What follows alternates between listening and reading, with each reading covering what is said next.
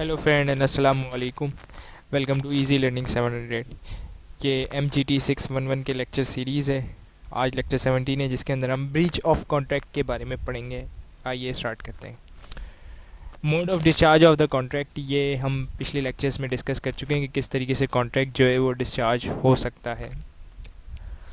और mode of discharge of reciprocal promise, breach of contract remedy, ये हम पिछले लेक्चर्स के अंदर डिटेल से पढ़ चुके हैं।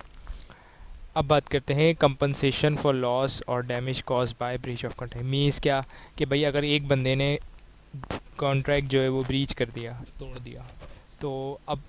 जो जिस बंदे के अगेन यानी मतलब दूसरी पार्टी क्या कर सकती है, तो क्या करेगी वो, जो जिसने तोड़ा है उससे वो कंपनसेशन फॉर एनी लॉस, अगर उसका नुकसान हुआ है, डैमेज कॉज बाय हिम, उसकी वजह से वो वसूल कर सकती है, वो रिसीव कर सकती है।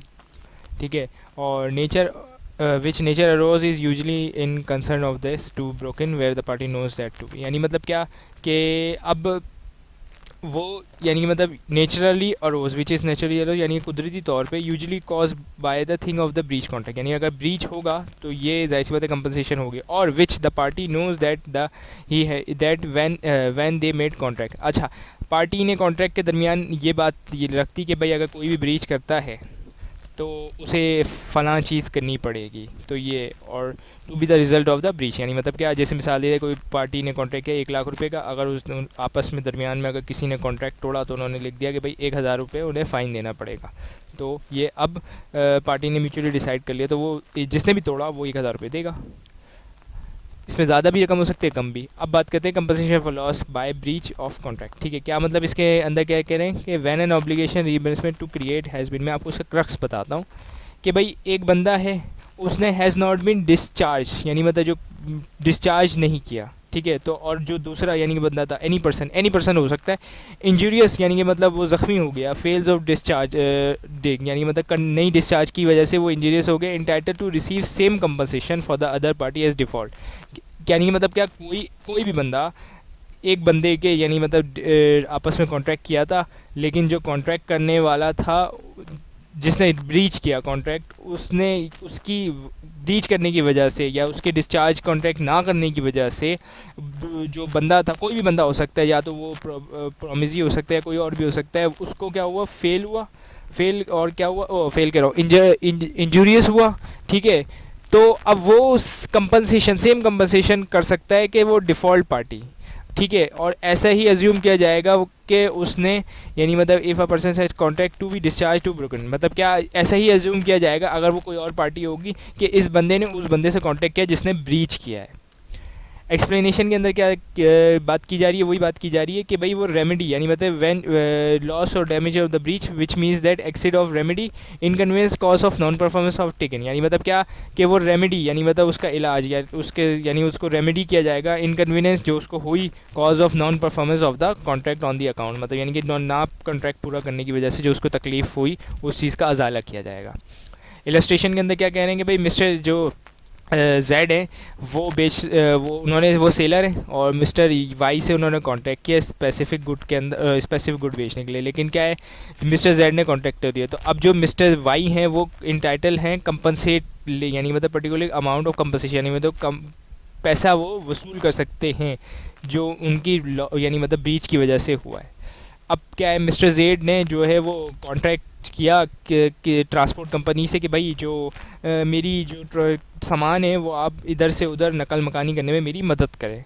तो अब जो कंपनी थी एबीसी वो फेल हो गई ट्रांसपोर्ट सर्विस प्रोवाइड करने के लिए। तो अब जाहिर सी बात है, किसी बंदे का बिज़नेस होता है, बड़ा बिज़नेस हो या छोटा बिज़नेस हो, लेकिन ये है कि उस बंदे को माल जो है वो टाइम पे डिलीवर करना होता है, वरना कस्टमर नाराज़ हो जाता है। तो इस बात पर ये entitle to recover compensation for any inconvenience और एक्सपेंड। अब अगर उन मिस्टर जेड ने किसी और ज़रिए से यानी मिसाल दे दिए कोई और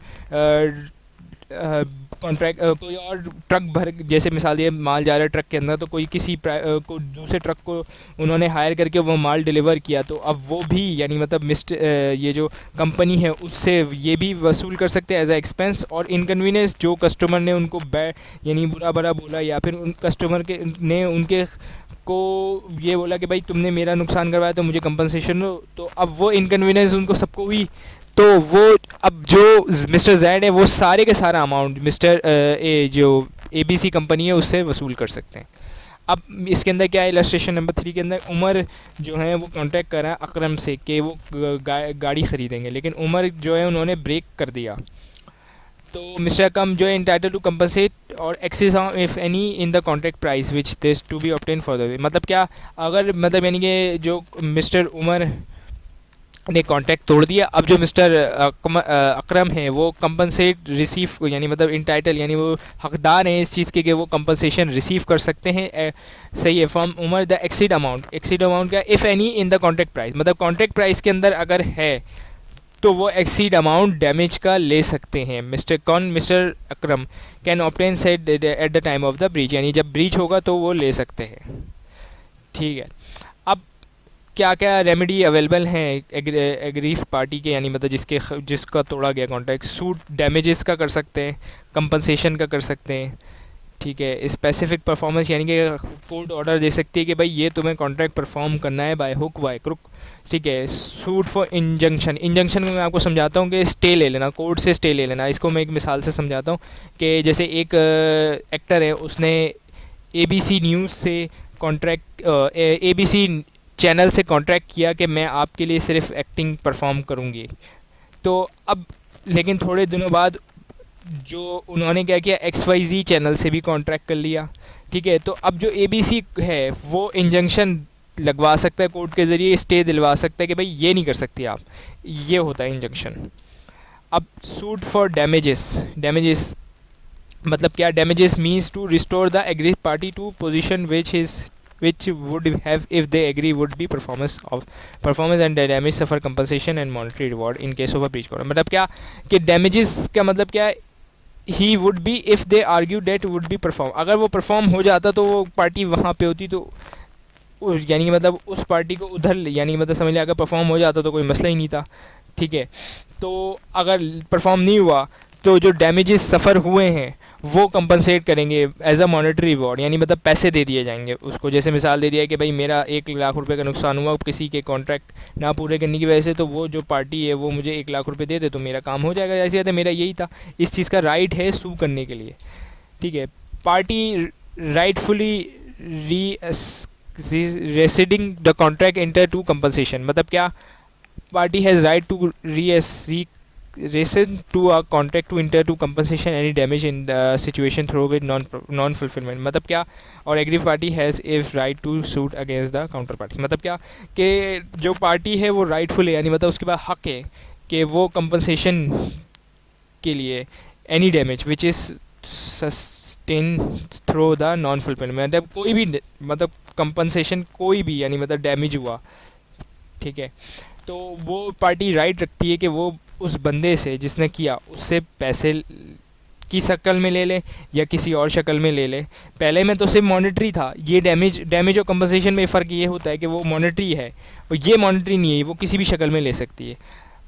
has right to sue against the counter party, और जाहिर सी बात है जो एग्रीव पार्टी जो पार्टी मुतासिर हुई है वो उसके पास राइट है कि वो ले सकती है। अब है लिक्विडेटर डैमेज, क्या मतलब, if the party to government amount that breach at the inter to be recoverable that is called liquidator, मतलब क्या, अगर एक पार्टी है जो mention the amount of damage at the breach at the time of the inter, मतलब एक party है और 2 पार्टियाँ बैठी हैं आपस में, उन्होंने कहा कि भाई हम ये कॉन्ट्रैक्ट बनाते हैं, अगर कोई इनमें से कोई भी पार्टी यानी मतलब मैं या ए पार्टी या बी पार्टी कोई भी ब्रीच करेगी तो उस कॉन्ट्रैक्ट के अंदर ही अमाउंट लिख दी गई वो रिकवरेबल होगी। मतलब मिसाल दे दिया है कि भाई एक बंदे ने, जैसे मैंने शुरू में मिसाल दी कि भाई 1 करोड़ रुपए का कॉन्ट्रैक्ट हुआ, ठीक है, और आपस में पार्टी ने म्यूचुअली कर लिया कि भाई अगर कोई भी पार्टी इस कॉन्ट्रैक्ट को तोड़ेगी तो वो 10 लाख रुपए देगी दूसरी पार्टी को, यानी जिसका तोड़ा गया, तो सही है। लेकिन अगर इसमें अंदर फेयर और रीज़नेबल भी लिखा हुआ है, लॉस में भी सफ़र ड्यू टू, मतलब ये ना हो कि अब एक पार्टी जो है वो दूसरी पार्टी को ये कहे कि भाई अगर ये दोनों में से कोई भी कॉन्ट्रैक्ट तोड़ेगा तो वो 1 करोड़ का कॉन्ट्रैक्ट था और 2 करोड़ देगी, तो ये रीज़नेबल और फेयर नहीं होगा। तो रीज़नेबल फेयर हो तो डैमेजेस मांगे जा सकते हैं इस तरीके से। काइंड और नॉमिनल डैमेजेस क्या है, the code under which discretion allow to nominal damages that a person who has not suffered any financial loss has right to compensate to performance under the contract which damages usually non loss for easy to assess. मतलब क्या, code जो है वो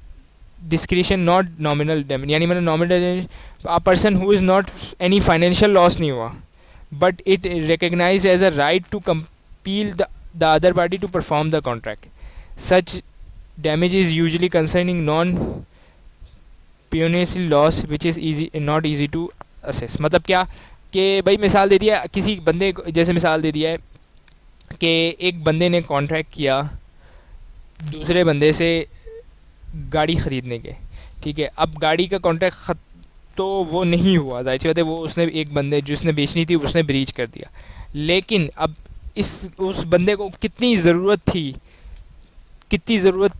बहुत ज़रूरत थी गाड़ी की, लेकिन उसने तोड़ दिया। अब इसमें फाइनेंशियल लॉस तो नहीं हुआ क्योंकि जाहिर से तो उसने कोई पैसे नहीं दिए, कुछ भी नहीं हुआ, लेकिन डैमेज तो हुआ, सही है। लेकिन इस डैमेज को मतलब आप तखमीना लगाना इसका ईजी नहीं होता। जाहिर सी बात है कितना डैमेज हुआ भाई, हो सकता है बहुत बड़ा डैमेज हो जाए, लेकिन ये कि इसका तखमीना लगाना आसान नहीं होता। अब a suit for specific performance मतलब क्या, in case of damage not specific to option 2, मैं आपको इसका करेक्ट बताता हूँ कि क्या अब कोर्ट है वो ये हुक्म दे सकती है कि आपको ये परफॉर्मेंस करनी है। जैसे मिसाल दे दिया कोई पर्सनल नेचर का कॉन्ट्रैक्ट होता है, जैसे एक सिंगर है उसने कॉन्ट्रैक्ट किया एक स्टूडियो से कि वो उनके लिए 10 गाने गाएगा, 5 गाने गा दिए और 5 के बाद बोले मैं अब गाने नहीं गा रहा। तो अब ये पर्सनल नेचर का कॉन्ट्रैक्ट है, तो इसके अंदर रिप्लेसमेंट नहीं है, तो उस चीज़ को मद्देनज़र रखते हुए कोर्ट ऑर्डर दे सकता है कि भाई आपको ये गाने गाने हैं। उम्मीद है कि आपको आज का लेक्चर समझ में आया होगा। अगर आपको इस लेक्चर से रिलेटेड कोई भी क्वेश्चन है तो नीचे कमेंट बॉक्स में मेंशन करें। इस चैनल को सब्सक्राइब करें। Thank you for watching this video.